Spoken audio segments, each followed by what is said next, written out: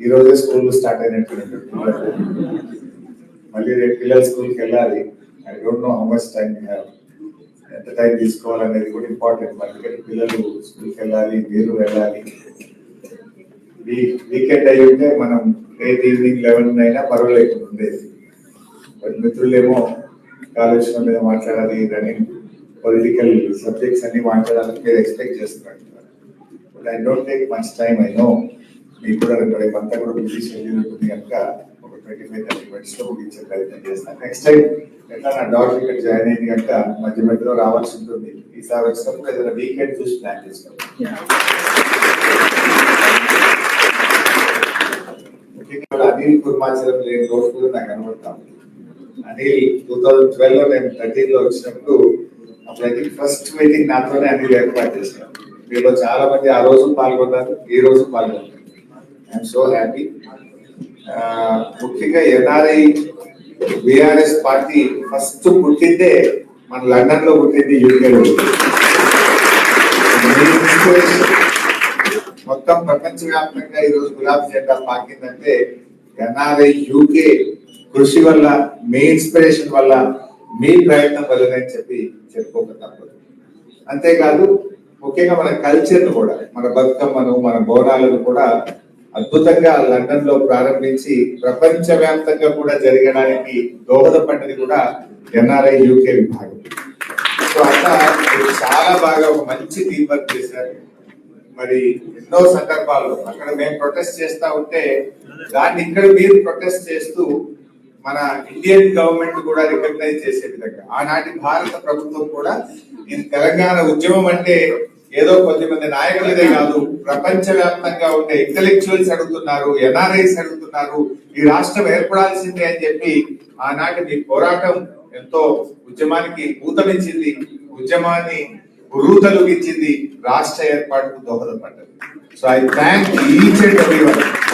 ఆ రోజు నుంచి ఈ రోజు వరకు కేసీఆర్ గారి నాయకత్వానికి సపోర్ట్ చేస్తూ ఈ గులాబీ జెండాను ముందుకు తీసుకుపోయిన మా యూకే ఎన్ఆర్ఐ విభాగం ఈ రోజు మీటింగ్ లో ఉండొచ్చు, ఉండకపోవచ్చు, కష్టపడ్డ ప్రతి ఒక్క వ్యక్తికి నేను యావత్ తెలంగాణ ప్రజల పక్షాన, బిఆర్ఎస్ పక్షాన వారికి హృదయపూర్వక ధన్యవాదాలు తెలియజేస్తాను.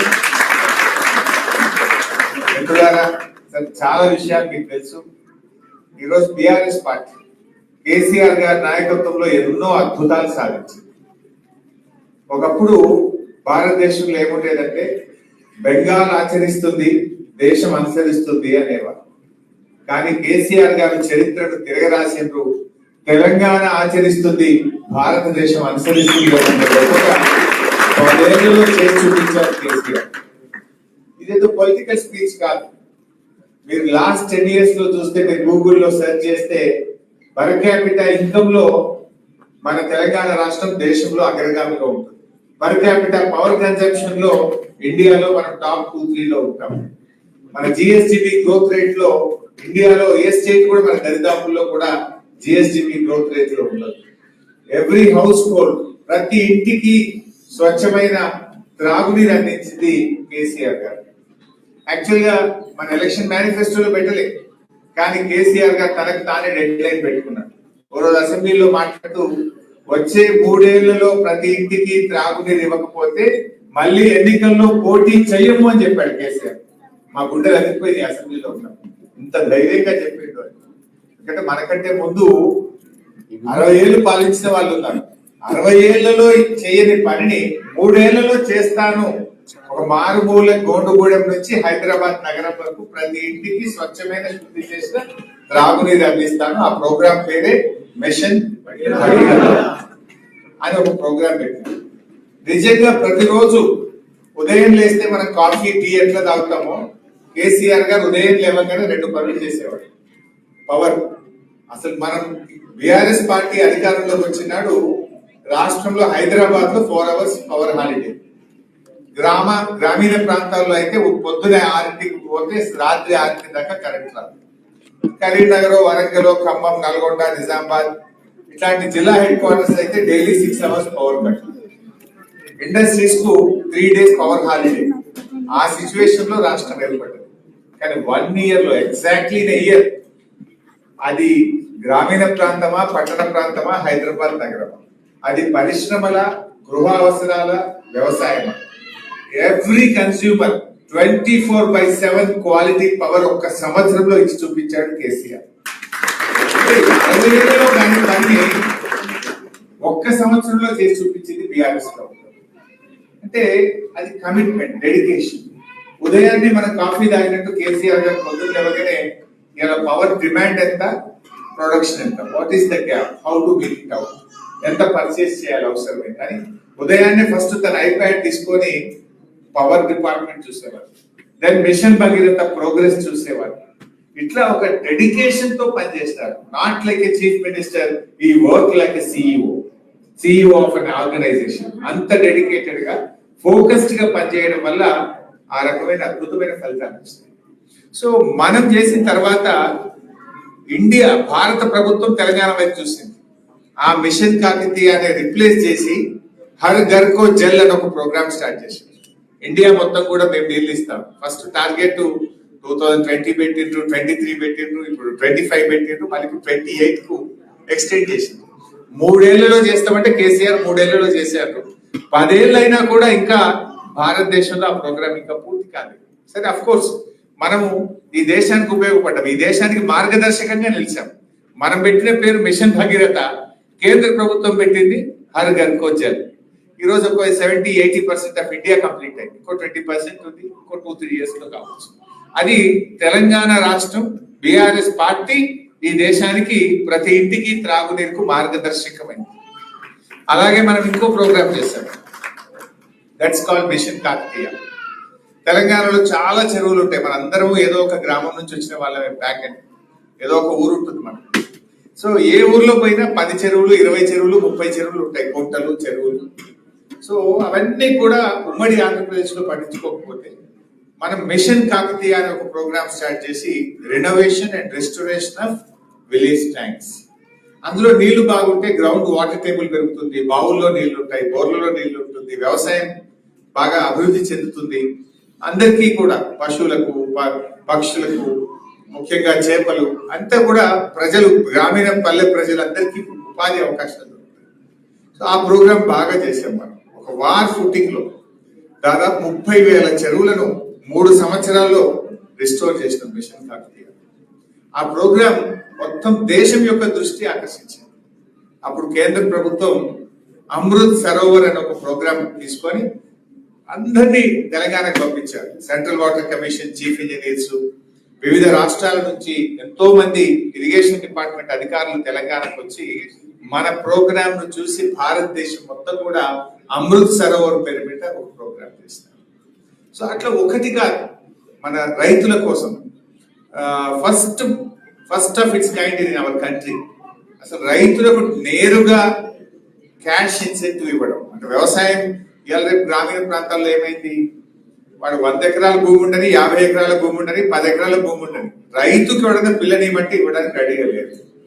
యూకేలో వచ్చి వాడు చిన్న వాచ్మెన్ జాబ్ చేసినా వెతికిస్తారు.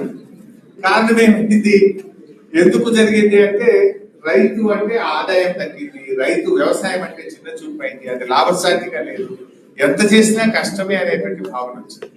అటువంటి పరిస్థితుల నుంచి కేసీఆర్ గారు రైతు బంధు అనే ఒక ప్రోగ్రామ్ తీసుకొని ప్రతి ఎకరానికి సంవత్సరానికి 10,000 రూపాయలు ఇన్పుట్ సబ్సిడీ, దేనికోసం, ఫర్టిలైజర్ కానీ, దాన్ని దున్నడానికి ట్రాక్టర్ రైతు కానీ, అట్లా ఎంకరేజ్ చేద్దాం వ్యవసాయాన్ని అని చెప్పి 10,000 రూపాయలు ఇచ్చాము. 24/7 క్వాలిటీ పవర్ ఇచ్చాము. చెక్ డ్యాంలు, చెరువులు బాగా చేసి ప్రాజెక్టులు కట్టి సాగునీరు అందించాము. దాంతో వ్యవసాయం లాభసాటిగా మారింది. దాని పర్యవసానమే మీరు ఒక్కసారి గుర్తు తెచ్చుకోండి, బహుశా మీ అందరికీ ఎక్స్పీరియన్స్ ఉంటుంది. బిఫోర్ 2014 అండ్ ఆఫ్టర్ 2014 మీరు చూడండి ఒకసారి. 2014 ముందు ఏ కరీంనగర్, మహబూబ్ నగర్, నల్గొండ మనం ఎక్కడ పోయినా కూడా 3 లక్షలు 2 లక్షల రూపాయలకి ఎకరం భూమి ఉండేది. కానీ కేసీఆర్ గారు వచ్చిన 5 ఏళ్లలో 3 లక్షలు 30 లక్షలు అయింది, 2 లక్షలు 20 లక్షలు అయింది. అసలు తెలంగాణలో ఎక్కడ కూడా 50 లక్షల్లో భూమి లేకుండా. సో అట్లా రైతు బంధు అనే మనం స్టార్ట్ చేసిన ప్రోగ్రామ్ గవర్నమెంట్ ఆఫ్ ఇండియా కూడా ఆలోచించి ఇది మంచి ప్రోగ్రామ్ అని చెప్పి దాని పేరు మార్చి పిఎం కిసాన్ యోజన పేరు మీద దేశం మొత్తం కూడా రైతు బంధుని రిప్లికేట్ చేసినారు. Like that every programme Telangana ఆచరిస్తుంది, భారతదేశం అనుసరిస్తుంది అన్నంత గొప్ప పేరు మన రాష్ట్రానికి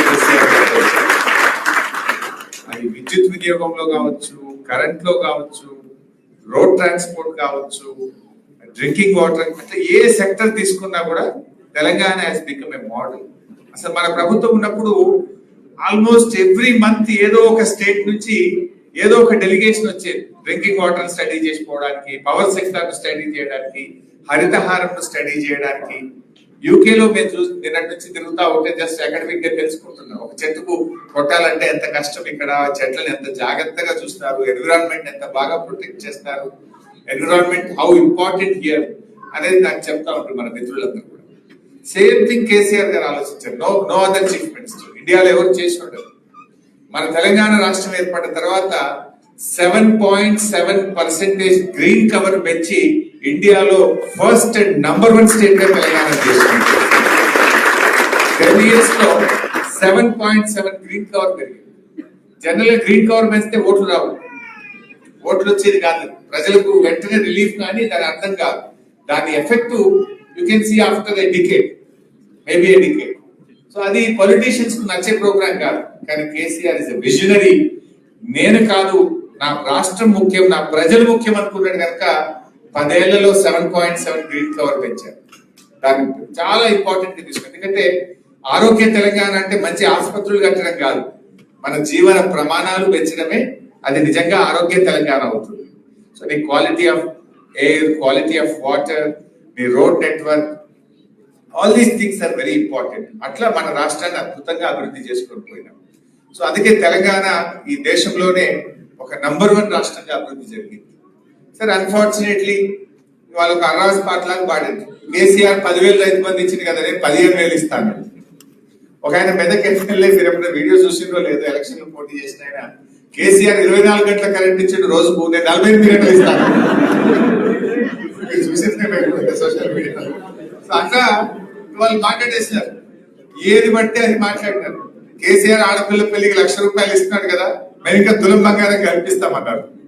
సో అట్లా ఏది మాట్లాడినా చెప్తూ చెప్తూ ప్రజల్లో ఒక రకమైన మార్పు తెచ్చారు. ఒక చిన్న ఎగ్జాంపుల్ కూడా చెప్తాను. ఒక రోజు నా దగ్గరికి పంచాయత్ సెక్రటరీలు వచ్చినారు, అంటే విలేజ్ ఆఫీసర్స్, విలేజ్ అడ్మినిస్ట్రేషన్ చూసి officers. They all came to almost వాళ్ళ అసోసియేషన్ 15 మంది వచ్చినారు. చాలాసేపు కూర్చోబెట్టి నేను మాట్లాడుతుంటే they gave a representation saying that we have so much ఎన్నో ఇష్యూస్ ఉన్నాయి, మాకు చాలా కష్టాలు ఉన్నాయి, మాకు గ్రామ పంచాయతీలకు డబ్బులు రాక మేమందరూ అప్పులపాలైపోయాము, ట్రాక్టర్లో డీజిల్ పోయడానికి కూడా ప్రభుత్వం డబ్బులు ఇస్తలేదు, మా రెగ్యులరైజేషన్ కావట్లేదు, వాళ్ళ గ్రీవియన్స్ అంతా చెప్పారు. వాళ్ళు అడిగాను, అంటే మీకు ఉద్యోగాలు ఎవరు ఇచ్చిందా బాబు అన్నారు. కేసీఆర్ గారు ఇచ్చారు. అప్పుడు ఒకేసారి 10,000 జాబ్స్ ఇచ్చారు పంచాయత్ సెక్రటరీస్. ఉద్యోగాలు ఎవరు ఇచ్చారు? కేసీఆర్. ట్రాక్టర్లు ఎవరు ఇచ్చారు? కేసీఆర్ గారు ఇచ్చారు. మీకు పవర్స్ డెలిగేట్ చేసింది ఎవరు?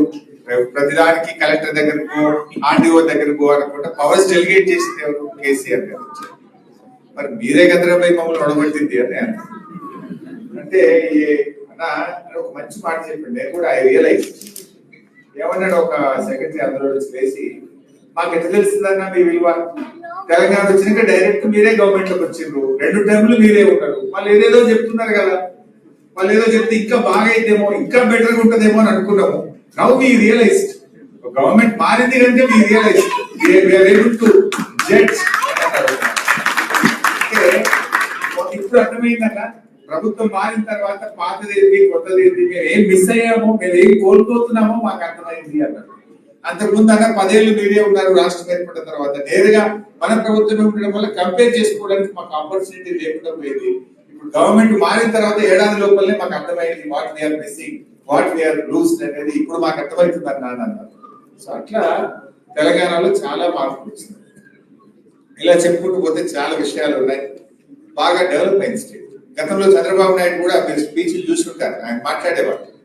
ఒకప్పుడు ఆంధ్రాలో 1 ఎకరం అమ్మితే తెలంగాణలో 10 ఎకరాలు వచ్చేది. కానీ చూసారా కేసీఆర్ ఎంత బాగా చేసినాడు. ఇప్పుడు తెలంగాణలో ఎకరం అమ్మితే ఆంధ్రాలో 10 ఎకరాలు వస్తుంది అని మనం మాట్లాడలేదు, చంద్రబాబు నాయుడు మాట్లాడలేదు. That is the change we have shown. But today what happened? Back end ఒకసారి మీ అమ్మకో నాన్నకో ఫోన్ చేయండి, లేదా మీ రిలేటివ్స్ కి ఫోన్ చేయండి, మీ డిస్ట్రిక్ట్ లో, మీ విలేజ్ లో, మీ తాలూకాలో ఫోన్ చేయండి. ఈ రోజు ఎవరైనా భూమి అమ్ముతా అంటే కొనేవాడు లేడు. కేసీఆర్ ఉన్నప్పుడు 50 లక్షలకి ఎకరం పోయిన భూమి ఇప్పుడు ఎవరైనా ఆడపిల్ల పెళ్లి ఉందో పిల్లల్ని యూకేలో చదివించాలంటే 30 లక్షలకు అమ్ముతారు. 20 తక్కువ అంటే కూడా కొంటూ లేకుంటాయి. మరి ఎందుకంటే మారింది? కేసీఆర్ పెంచింది ఎట్లా, ఇప్పుడు దిగింది ఎట్లా? ఎక్కడ లోపం ఉంది, ఎక్కడ అడ్మినిస్ట్రేషన్ లో లోపం ఉంది, ఇవాళ ఆలోచించాల్సిన అవసరం. ఒక పాజిటివ్ యాటిట్యూడ్. అంటే మన కేసీఆర్ గారు ఎంతసేపు ఆయన ఆల్వేస్ స్పీక్స్ పాజిటివ్. నాది ధనిక రాష్ట్రము, నా రాష్ట్రం అద్భుతంగా అభివృద్ధి జరుగుతుంది అని ఒక పాజిటివ్ ఎన్విరాన్మెంట్ ను స్టేట్ లో క్రియేట్ చేసినారు. మనీ రోల్ అయ్యేది కేసీఆర్ గారు ఉన్నప్పుడు, కానీ ఈ రోజు ఆ పరిస్థితి లేదు తెలంగాణ. ఎవరిని మాట్లాడించినా చాలా ఇబ్బందులు వచ్చినాయి. People are also realised. ఏమైంది, రైతు బంధు 2 పంటలకు రానే లేదు. చాలా చెప్పిన విషయాలు కొత్త దేవుడు ఉన్నాయి కూడా ఒకటొకటి బంద్ అవుతా ఉన్నాయి. దాంతో ప్రజలు కూడా అర్థం చేసుకుంటున్నారు. సో అట్లా ఇవాళ తెలంగాణలో కూడా మళ్ళీ ఎప్పుడు ఎన్నికలు వచ్చినా ప్రజలు కేసీఆర్ ను, బీఆర్ఎస్ ను గెలిపించడానికి ఇవాళ సిద్ధంగా ఉంటారు. సో పీపుల్ కూడా అర్థమైంది. సో కొన్ని సందర్భాల్లో మనం కూడా కొన్ని చిన్న తప్పులు జరగవచ్చు. సో వాటిని మనం కూడా సరి చేసుకుంటాం. మనం కూడా దాన్ని వాటన్నింటినీ కూడా రెక్టిఫై చేసుకొని మనము కూడా ముందుకు వెళ్తున్నాం యాజ్ బీఆర్ఎస్ పార్టీ. ఎందుకంటే మీరందరూ కూడా ఇవాళ ఎంతో గర్వపడే విధంగా కేసీఆర్ గారు తన పాలన అందించారు. సపోజ్ ఇక్కడ మీకు అన్ని రాష్ట్రాల వాళ్ళు ఉంటారు, ఇండియా నుంచి పీపుల్ ఫ్రమ్ తమిళనాడు, కేరళ, కర్ణాటక, లేదా సౌత్ ఇండియానే కాదు నార్త్ ఇండియా నుంచి కూడా ఉంటారు. కంపారిజన్ లో మీరు ఎంత ప్రౌడ్ గా చెప్పగలుగుతారు? మా స్టేట్ లో 24/7 agriculture free power in our state అంటే నో అదర్ స్టేట్. ఇండియా ఇప్పటికీ ఉత్తరప్రదేశ్ లో పోతే ఏదైతే UP considered to be the largest state and highest population. ఈ రోజు కూడా యూపీలో డీజిల్ పంపులు ఉంటాయి, ఇంకా ఎలక్ట్రిసిటీ 100% లేదు. ఆ ఉన్న చోట కూడా రైతులకు they give only 6 to 8 hours ఇస్తారు. 6 to 8 అవర్స్. ఇంకా కొన్ని చోట్ల డీజిల్ పంప్స్ ఉంటాయి. మన దగ్గర అసలు 24/7 ఫ్రీ పవర్ ఇవ్వగలుగుతారు. సో అట్లా వీరందరూ గర్వపడే విధంగా తెలంగాణ రాష్ట్రాన్ని మనం మొదలు తీసుకుపోయాం. Maybe youngest state, but best state గా మనం దాన్ని ట్రై చేయగలుగుతాం. ఐటీలో, ఇండస్ట్రీలో కేటీఆర్ గారు ఎంత అద్భుతంగా పనిచేసిందో మీకు తెలియదు కాదు.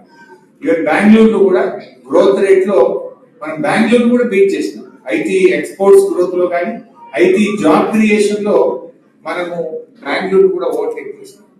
సో అట్లా అనేక సెక్టర్స్ ఉన్నాయి. ఈ సెక్టర్ ఆ సెక్టర్ కాదు, ఈవెన్ హెల్త్ సెక్టర్ లో కూడా mother mortality rate, child mortality rate తగ్గిస్తూ ఇండియాలో 3rd ప్లేస్ కి వచ్చింది. ఒకప్పుడు తెలంగాణ రాకముందు మనం ఎక్కడో 12th, 13th ప్లేస్ లో ఉండేవాళ్ళం. దాన్ని తగ్గించి మనం 3rd ప్లేస్ కి వచ్చినాం. మనకంటే ముందు తమిళనాడు, మహారాష్ట్ర ఉండే. బీఆర్ఎస్ ఉంటే ఈ పార్టీకి నెంబర్ 1 అయి ఉండేవాళ్ళు. సో అట్లా మేము స్లోగా పనిచేస్తూ నెంబర్ 3 కి తెచ్చాం హెల్త్ సెక్టర్ లో. ఎవ్రీ సెక్టర్ అట్లా పనిచేస్తూ అద్భుతంగా ముందుకు పోయాం. బట్ ఈ రోజు ఏం జరుగుతుందో మీకు తెలుసు.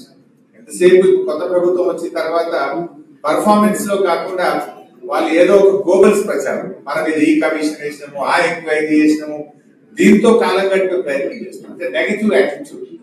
ప్రజలకు కావాల్సింది పర్ఫార్మెన్స్ కావాలి, రిలీఫ్ కావాలి, బెటర్ పర్ఫార్మెన్స్, బెటర్ డెలివరీ కావాలి. బట్ వీళ్ళకి ఆ ఆలోచన లేదు. ఇవాళ అవినీతి విపరీతంగా పెరిగిపోయింది రాష్ట్రంలో. మీరు ఎవరిని అడిగినా చెప్తారు. ఏ గవర్నమెంట్ ఆఫీస్ పోయినా, మున్సిపల్ అడ్మినిస్ట్రేషన్ డిపార్ట్మెంట్ పోయినా, రిజిస్ట్రేషన్ డిపార్ట్మెంట్ పోయినా, రెవెన్యూ డిపార్ట్మెంట్ పోయినా చాలా ఇబ్బందిగా ఉంది ప్రజలకు. అది నేను చెప్పాల్సిన అవసరం లేదు, మీకే ఫీడ్బ్యాక్. సరే, కాళేశ్వరం గురించి మిత్రులు మాట్లాడమన్నారు. అది మాట్లాడితే ఒక గంట సబ్జెక్టు, నేను అంతసేపు చెప్పలేదు. 5-10 minutes చెప్పేస్తే మీ అండర్స్టాండ్. చిన్న పిల్లలు వచ్చారు, పాపం ఇంతమంది మా సోదరి మనులు వచ్చారు.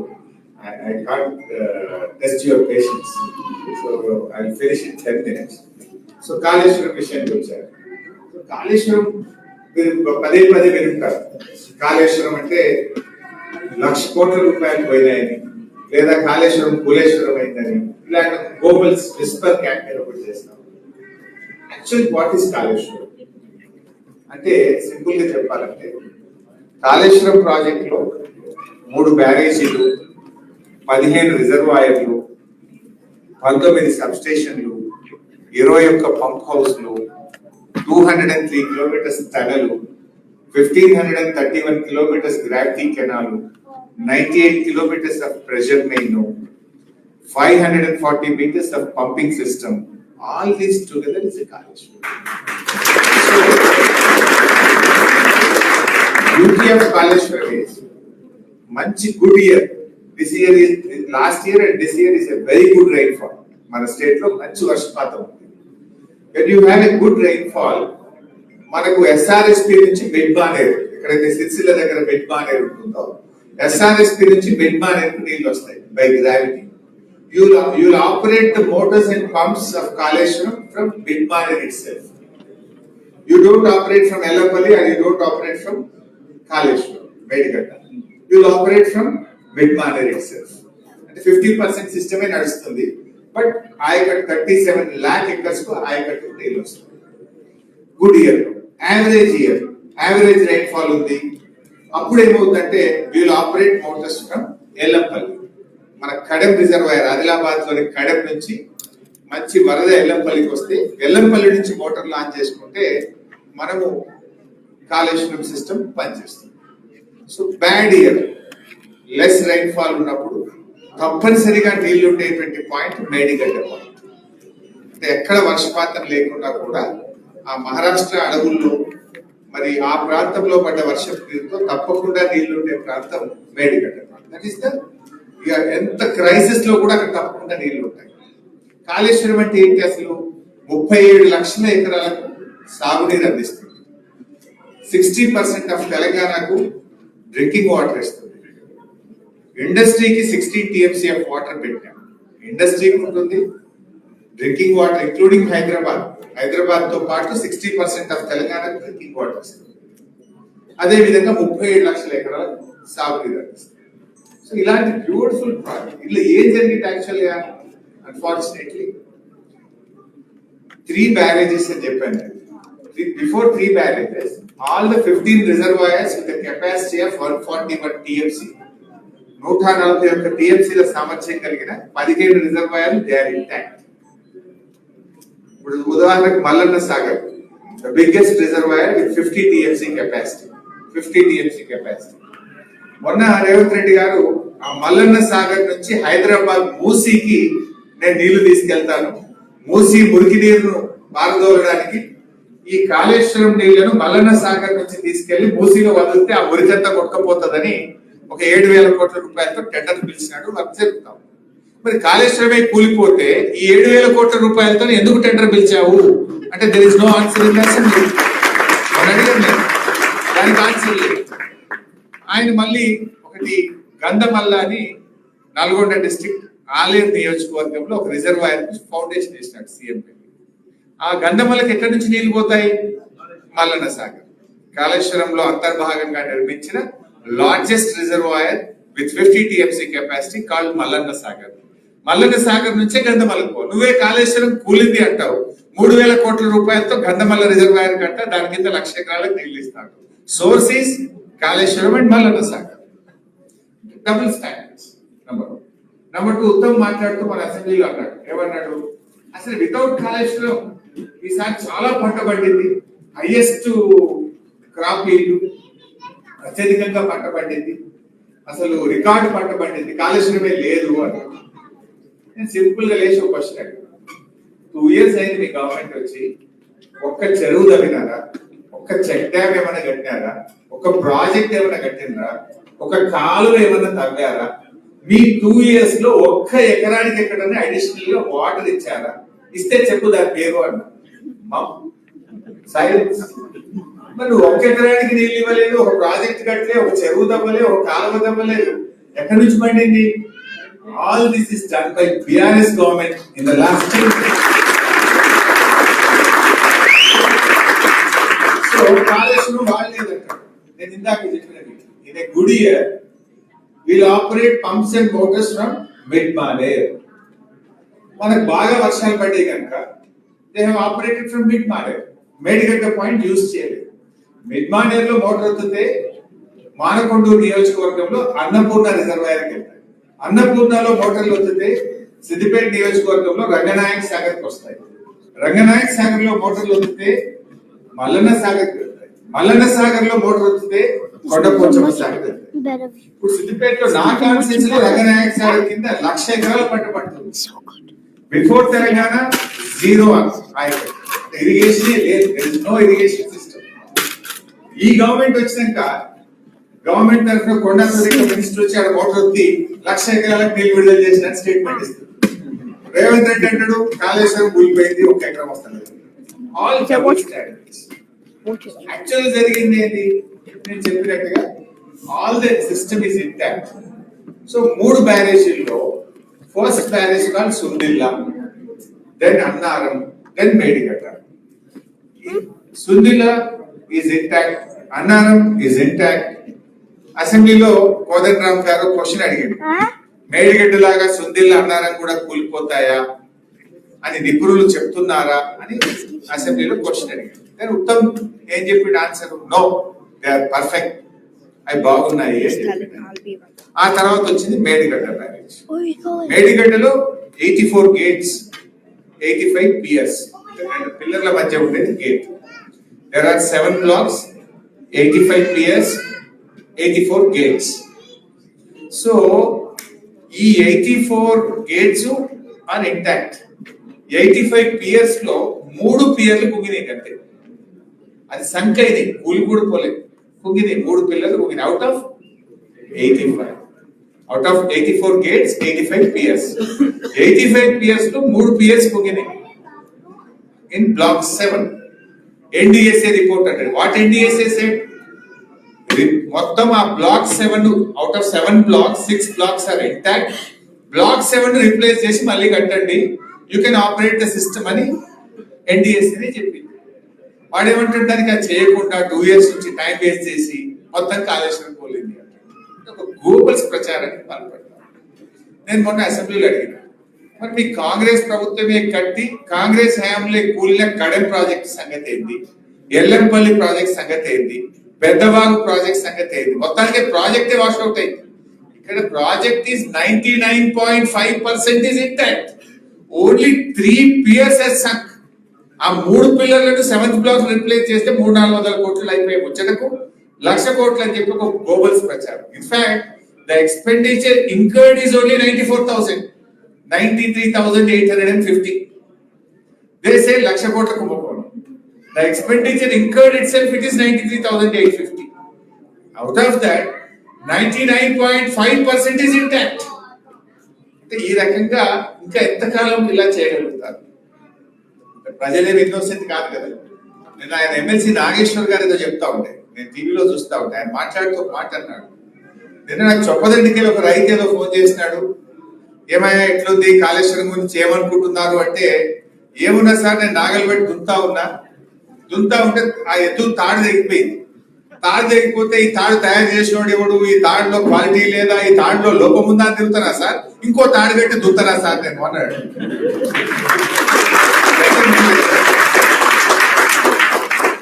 Not at the cost of your farmers, not at the cost of your state. రాజకీయాలు చేయొచ్చు, బట్ రాష్ట్ర ప్రయోజనాలు దెబ్బతీసే విధంగా, రైతు ప్రయోజనాలు దెబ్బతీసే విధంగా కాదు కదా రాజకీయాలు. ఈ రకంగా మన రాష్ట్రంలో ఇట్లాంటివి చేయడం వల్లనే ఈ రోజు రాష్ట్రం వెనుకబడతాం. ఇంకా డీటెయిల్ గా చెప్తా, నెక్స్ట్ టైం వచ్చినప్పుడు మీకు స్క్రీన్ లో పెట్టి ఇంకా డీటెయిల్ గా ట్రై టు ఎక్స్ప్లెయిన్. ఈరోజు గూగుల్లో పోయి మీరు చూస్తే కూడా ఆన్లైన్ లో మీకు మల్లన్న సాగర్ లో ఆ పంపులు నీళ్లు పోస్తా ఉంటాయి. కొండపోచమ్మ సాగర్ లో బాహుబలి మోటార్లు అక్కడ పోతే అసలు ఎంత సౌండ్ వస్తుందంటే అంత వెయిట్. ఒక నది లాంటి ప్రవాహం, ఒక మోటార్ నుంచి 3,200 క్యూసెక్ల నీళ్ళు వస్తాయి బయట. 3,200 క్యూసెక్స్ అంటే ఒక నది ప్రవహించేంత పెద్ద మోటార్ ఉంటుంది ఒక్కొక్క మోటార్. ఇప్పుడు ఒక మోటారు మొత్తం కరీంనగర్ టౌన్ ఎంత పవర్ వాడుతుందో ఒక మోటార్ అంత పవర్ వాడుతుంది. అయితే ఇక్కడ ఒక అదృష్టం ఏంటంటే, ఈ పవర్ అనేది నార్మల్లీ మీకు తెలిసే ఉంటుంది, పవర్ ను మనం ప్రొడక్షన్ చేయగలుగుతాం కానీ కన్జ్యూమ్ చేయకపోతే అది ఇబ్బంది అవుతుంది, గ్రిడ్ కొలాప్స్ అయింది. You have to consume. Some times ఏమైందంటే టర్బైన్స్ రివర్స్ లో నడుపుతుంది గవర్నమెంట్, ఎందుకంటే ఆ పవర్ ను కన్జ్యూమ్ చేయడానికి, దాన్ని బర్న్ చేయడానికి రివర్స్ నడుపుతాం టు కన్జ్యూమ్ ద పవర్. అయితే మన కాళేశ్వరం మోటార్లు ఎప్పుడు నడుస్తాయి? మీకు అండర్స్టాండింగ్ కోసం ఏంటంటే ఇంత పవర్ ఎట్లా, అసలు అవైలబిలిటీ ఉంటుందా, what will be the cost of the power అని మనం జనరల్ గా వచ్చే లే మ్యాన్ వచ్చేటువంటి క్వశ్చన్. అయితే మనకి ఎప్పుడు నడుస్తుంది ఇది? నదిలో నీటి ప్రవాహం ఉన్నప్పుడు, వర్షాకాలంలోనే నీళ్ళు ఎత్తుతాం కదా మనం. రైనీ సీజన్ లో నార్మల్ ఏమైంది, మనకు 2 బెనిఫిట్స్ ఉంటాయి. ఒకటి హైడల్ పవర్ జనరేట్ అవుతుంది, సెకండ్ ఏమో power consumption will be very less in the state. అంటే no one will run the motor. మనకు ఇంట్లో కూడా పవర్ కన్జంప్షన్, ఏసీలు వాడడం, డొమెస్టిక్ యూస్ తగ్గుతుంది అండ్ అగ్రికల్చర్ యూసేజ్ తగ్గుతుంది. On the other hand you will get hydel power. మనకు జూరాలలో హైడల్ పవర్ వస్తుంది, శ్రీశైలంలో హైడల్ పవర్ వస్తుంది, నాగార్జున సాగర్ లో హైడల్ పవర్ వస్తుంది, పులిచింతల్లో హైడల్ పవర్ వస్తుంది. లాట్ ఆఫ్ పవర్ అవైలబిలిటీ ఉంటుంది ఆ టైంలో. మీకు పవర్ ఎట్లా ఉంటుంది అంటే సమ్మర్ లో పోతే 8 రూపీస్ యూనిట్ ఉంటుంది మన తెలంగాణలో, మన స్టేట్ ఇండియాలో. రైనీ సీజన్ లోకి వస్తే 2 రూపీస్ యూనిట్ దొరుకుతుంది power exchange. And peak hours లో ఈవినింగ్ 6 to 8 6 రూపీస్ ఉంటుంది, డే అంతా 1 రూపీ 2 రూపీస్ పవర్ దొరుకుతుంది. అందువల్ల రైనీ సీజన్ లో మన state install capacity 16,000 megawatts, 16,000 megawatt మన state install capacity. But rainy season లో your power consumption will be around 6,000, 5,000, 7,000. Remaining 10,000 either you will shut down or you will run in the reverse mode. So అట్లాంటి టైంలో మనకు ఈ నీళ్లు తెచ్చి కాళేశ్వరం మోటార్లు నడిపి రిజర్వాయర్లలో నీళ్లు నింపి పెట్టుకుంటాం in a matter of 90 days. 90 రోజుల్లో నింపి పెట్టుకుంటే year long for drinking water, for industrial usage, for agriculture ఆ నీళ్లను వాడుకునే గొప్ప ప్రాజెక్టు కాళేశ్వరం. యాక్చువల్గా ఒక ప్రాజెక్ట్ అంటే ఇండియాలో ఈ రోజు decades, you take Narmada project Google చేయండి, ఇంటికి పోయిన తర్వాత ఎన్ని సంవత్సరాలు, 30 ఏళ్ళు కట్టారు. ఎస్ఆర్ఎస్పి ప్రాజెక్ట్ 25 ఏళ్ళు 30 ఏళ్ళు కట్టారు. శ్రీశైలం, నాగార్జున సాగర్ మీరు గూగుల్ చేయండి, అసలు ఎన్ని సంవత్సరాలు కట్టారు. ఈ మధ్యలో కట్టుకున్నటువంటి పెద్ద పెద్ద ప్రాజెక్ట్స్ చూస్తే అసలు ఇప్పుడు వచ్చిన ఎన్విరాన్మెంటల్ లాస్, ఇప్పుడు ఉన్నటువంటి ల్యాండ్ అక్విజిషన్ కంపల్సరీ ప్రొసీజర్స్ వల్ల ఇట్ ఈస్ టేకింగ్ డికేట్స్, వేరాజ్ మనము 4.5 సంవత్సరాల్లో కట్టాము అంత పెద్ద ప్రాజెక్ట్. అంటే 1,00,000 ఎకరాలకు నీళ్ళు ఇచ్చేది ప్రాజెక్ట్ అంటారు ఇండియా, 50,000 ఎకరాలకు ఇచ్చేది ప్రాజెక్టే అంటారు, 2,00,000 ఎకరాలకు ఇచ్చేది ప్రాజెక్టే అంటారు. కానీ Kaleshwaram 37 lakh acres mega project. And ఇందులో ఒక్కొక్కటి ఒక ప్రాజెక్ట్ కదా. ఇప్పుడు Kondapochamma Sagar is a project, Mallanna Sagar is a project, Ranganayaka Sagar is a project, బిడ్మానేర్ is a project, Annapurna is a project. Like ఇట్లా ఎన్నో ప్రాజెక్టుల సమూహం కాళేశ్వరం. అందులో నేను చెప్పిన 100 కాంపోనెంట్లలో ఒక కాంపోనెంట్ మేడిగడ్డ. ఆ కాంపోనెంట్ లో దేర్ ఆర్ 7 బ్లాక్స్. ఆ 7 బ్లాక్స్ లో ఒక బ్లాక్ లో 3 పిఎస్ మాత్రమే ఉండినాయి. బట్ వాళ్ళు ఏం చెప్తున్నారు, మీరు అర్థం చేసుకుంటారు. సో ఇట్లాంటి దుష్ప్రచారం. ప్రజలకు కావాల్సింది ఒక ప్రభుత్వం. సరే అధికారంలో రావడానికంటే మా మీద బురద చల్లినాం, ఏదో అబద్ధాలు చెప్పినాం, సరే గెలిచినాం. గెలిచిన తర్వాత కూడా అదే రాజకీయం. నువ్వు పర్ఫార్మ్ నావు, అది చేయట్లేదు. వాళ్ళు డెలివరీ లేదు, పర్ఫార్మెన్స్ లేదు. They understood they can't deliver. వాళ్ళు చేసిన తప్పుడు చర్యల వల్ల, పిచ్చి పనుల వల్ల ఎకానమీ స్లోట్ అవుతుంది. హైదరాబాద్ లో రియల్ ఎస్టేట్ కుప్పకూలిపోయింది. మీ ఎన్ఆర్ఐలు కూడా ఇప్పుడు ఆడ ఫ్లాట్ ఉండాలంటే ఆలోచిస్తుంది. హైడ్రానట, ఇంకేదోనట భయపెట్టేసింది రేవంత్ రెడ్డి. భయపడిందా లేదా? 4 సార్లు ఆలోచిస్తుంది. ఏమో రేట్స్ పెరుగుతలేవు, ఇంకా తగ్గుతున్నాయి కదా, ఇంకా కొద్దిగా తగ్గుతాయేమో చూద్దాం, ఇంకా తగ్గుతాయేమో చూద్దాం అని మూడు అవుతారా లేదా? ఏమో బాగా దగ్గర అంటే ఇంకేమైనా దగ్గరగా పొందామా, ఇంకేమైనా దగ్గరగా పొందామా అనే మోడల్ వచ్చింది. సో అది గవర్నమెంట్ యొక్క నెగటివ్ యాటిట్యూడ్ వల్ల ఇవాళ తెలంగాణ రాష్ట్రం వెనుకడుగు పడతాం. ప్రజలు ఆలోచనలో పడ్డారు, ప్రజలు రియలైజ్ అయినారు. డెఫినెట్ గా రేపు మళ్ళీ వచ్చేది బిఆర్ఎస్ గవర్నమెంట్ బొమ్మాటికి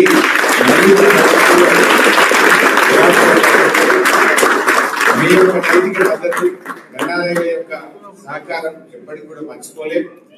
ఇంకా భవిష్యత్తులో నిన్న మా నవీన్ అడిగిండు, అన్న మా ఎన్ఆర్ఐల గురించి ఎవరు ఆలోచిస్తున్నా అన్నాడు. తప్పకుండా ఆలోచిస్తాం నవీన్. మొన్న కొద్ది అవకాశాలు తీసుకున్నాం కానీ భవిష్యత్తులో ఎన్ఆర్ఐ లీగ్స్ కూడా ఇంకా అన్ని రకాలుగా రాజకీయంగా ఇష్టపడే వాళ్ళకి రాజకీయంగా ఇంకా ఏ రంగాల్లో ఇష్టపడే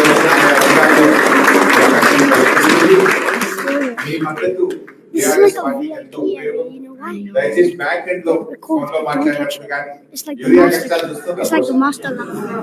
ఏమంటున్నారో మీరు చూస్తుంటారు. 10 ఏళ్లలో అసలు యూరియా బస్తా కోసం ఎవరు చూస్తున్నాను. ఇవాళ అసలు రాత్రి 12 గంటలకు లైన్ లో నిల్చుంటున్నారు, చెప్పులు లైన్ లో పెట్టుకున్నారు, పాస్బుక్ లైన్ లో పెట్టే పరిస్థితి వచ్చేసింది. అంటే అది గవర్నెన్స్ ఫెయిల్యూర్. 10 years లాంటి ప్రాబ్లం ఇప్పుడే ఎందుకు రావాలి? లాస్ట్ 10 years లో అంతకుముందు ఉండేది. మరి బిఆర్ఎస్ గవర్నెన్స్ లో ఒక ఫస్ట్ ఇయర్ ఉండే ప్రాబ్లం సెకండ్ ఇయర్ అని కూడా సెట్ చేసుకున్నాం. Why not? ఎందుకు దాన్ని కంటిన్యూ చేయలేకపోతున్నాం? మన గవర్నమెంట్ టైం లేదనుకుంటున్నాను మాట్లాడుతున్నాను. సరే, థ్యాంక్ యూ వెరీ మచ్. నేను మీ అందరి యొక్క నైతిక మద్దతుకు హృదయపూర్వక ధన్యవాదాలు తెలియజేస్తూ మీ సహకారం ఎప్పుడు ఇదే విధంగా కొనసాగాలని, మీ అందరి గౌరవం పార్టీ ఎప్పుడు మీకు అండదండగా ఉంటుంది. ఎప్పుడు మీరు మన స్టేట్ కి వచ్చినా ఇండియాకి వచ్చినా ఏ రకమైన సహకారం కావాలన్నా our doors are open. We're with you. Thank you very much.